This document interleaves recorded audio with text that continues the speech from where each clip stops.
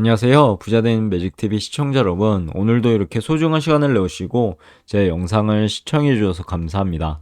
오늘은 2022년 12월 29일 저녁 시간입니다. 오늘 나눌 주제는 한국거래소에서 발표한 2022년 증권시장 결산에 대해서 한번 말씀드려보고자 하는데요.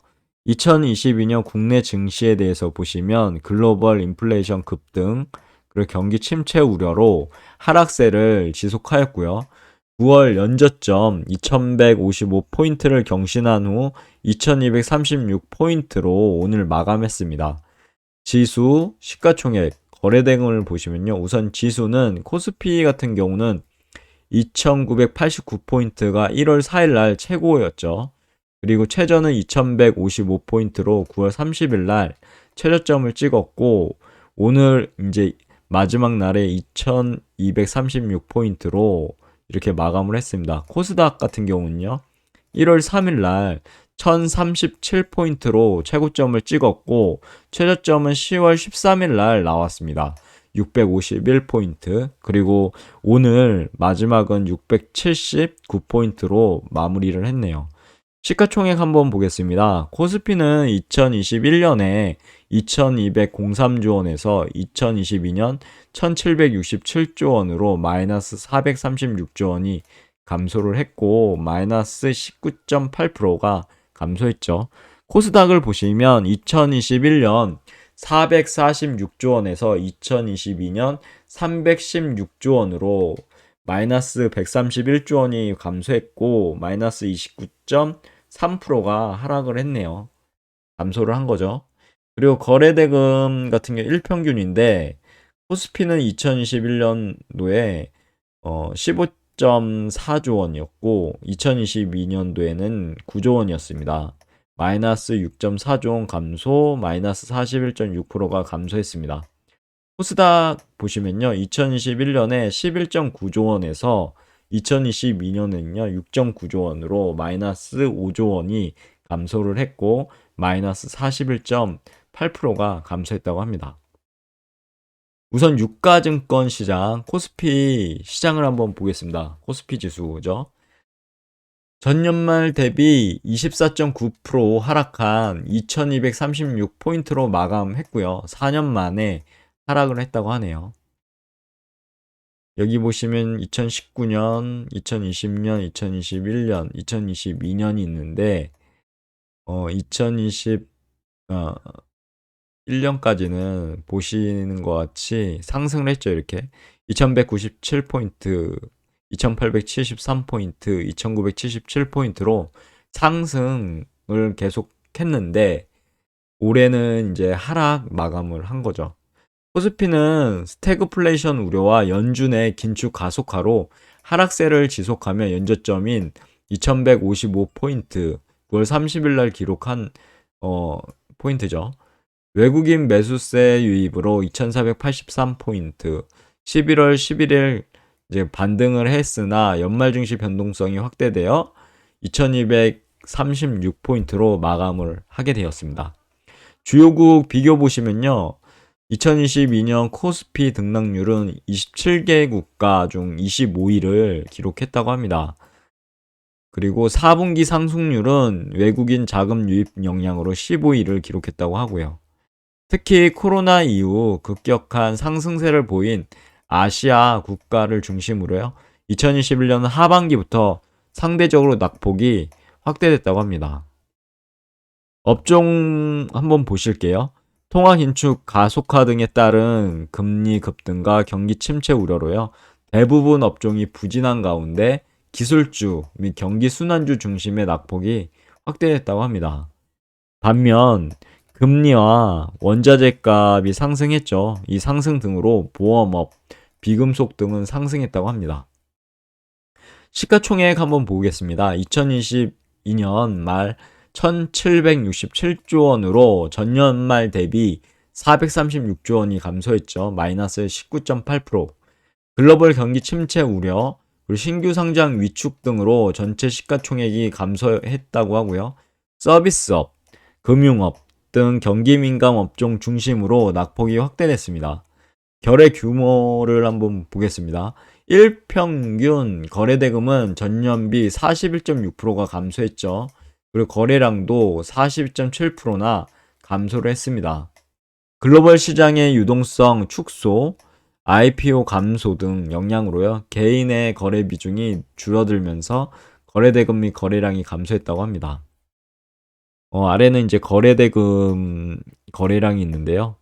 해당 내용 한번 읽어보시면 좋을 것 같습니다.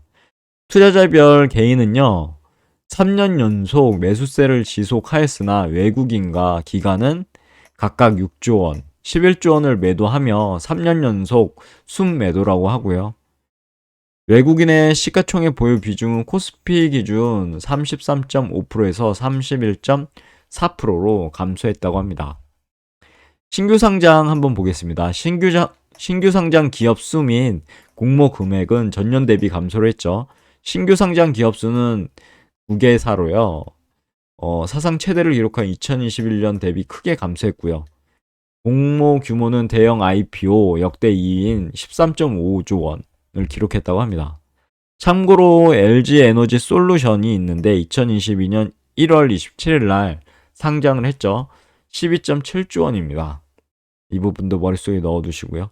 신규 상장은 2021년에 23개사, 그리고 2022년에는 9개사, 마이너스 14개죠.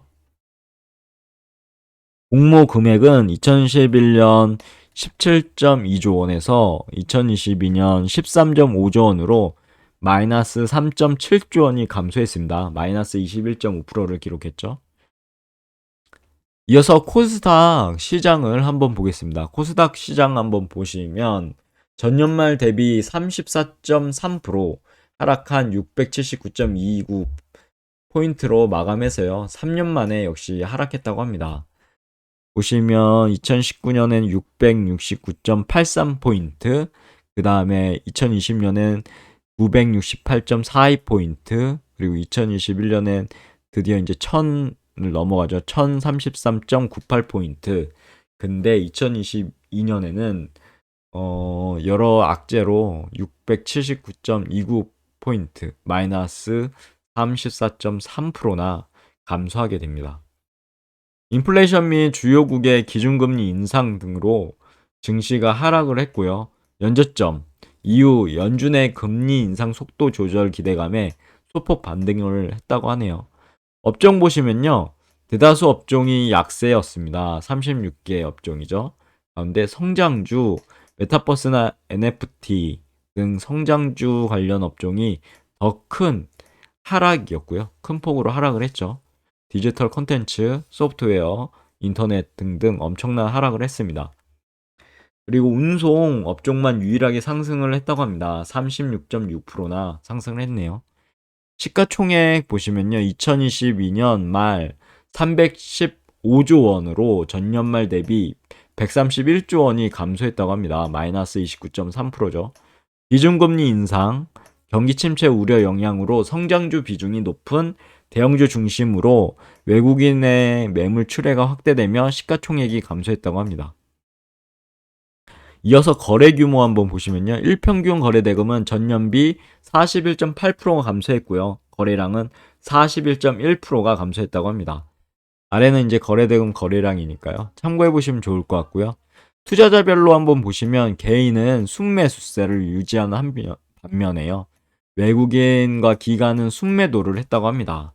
외국인의 시가총액 보유 비중은 코스닥 기준 9.9%에서 9%로 감소를 했고요.